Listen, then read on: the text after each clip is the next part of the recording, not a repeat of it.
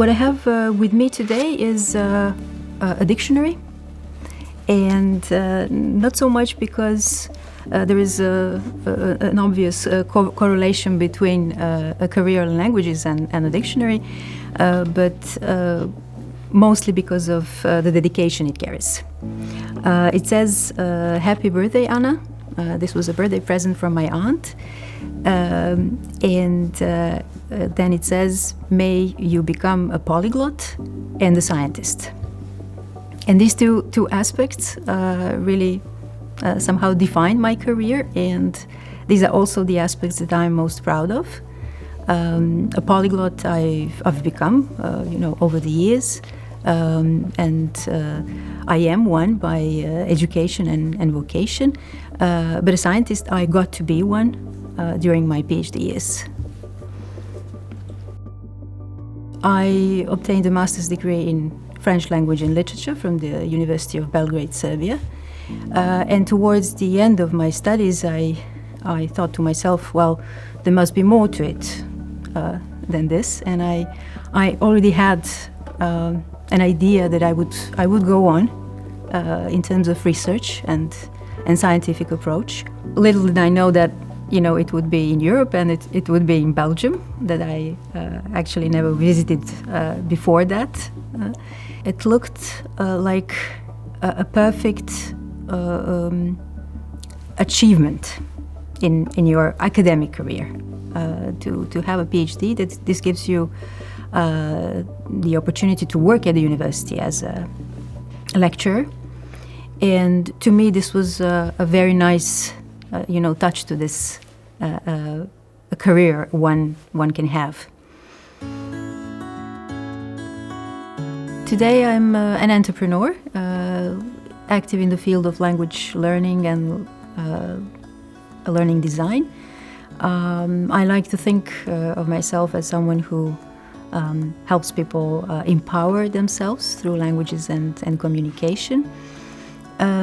I work with private and corporate clients, and I look for the solutions that may help them improve their business or professional life through languages. I think there is a lot of similarities between doing PhD and starting a business. When you're doing a PhD, you're constantly pitching your idea. And this is something that you do as an entrepreneur, especially if it's a startup. And you need to test your ideas and approaches. PhD students sometimes hesitate about doing so, but you really need to be brave. Go, into the world and talk about your idea, because this is the only way to check if this fits, like in this scientific framework. Is it doable? Is it realistic? And so on. Exactly the same for business.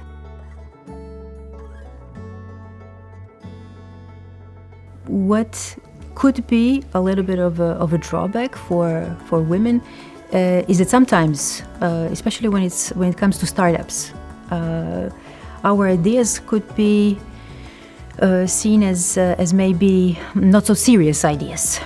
My take on that would be just keep on going, doing your thing, believing in your idea. If needed, repeat what you believe in many times, and you're in the end they will need to take you seriously. When you're a young professional, you don't immediately and necessarily know what will drive you in your career, what is important, what motivates you. And now in retrospect, I can tell that in my case, this comes to three things. It's first of all the sense of purpose, then freedom, and at the end creativity and innovation. When we're talking about sense of purpose, of course, every job has a purpose, otherwise it wouldn't exist. But here I'm talking about the purpose that is important to you. So what is that makes you tick? What's your source of inspiration and motivation?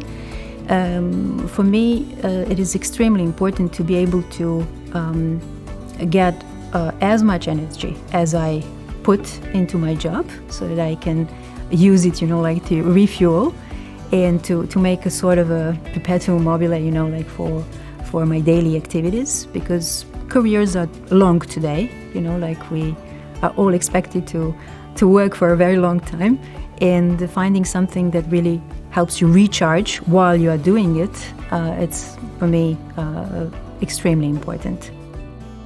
PhD is always going to be this kind of safe place where you can go and where we can take your motivation, because you did so many wonderful things.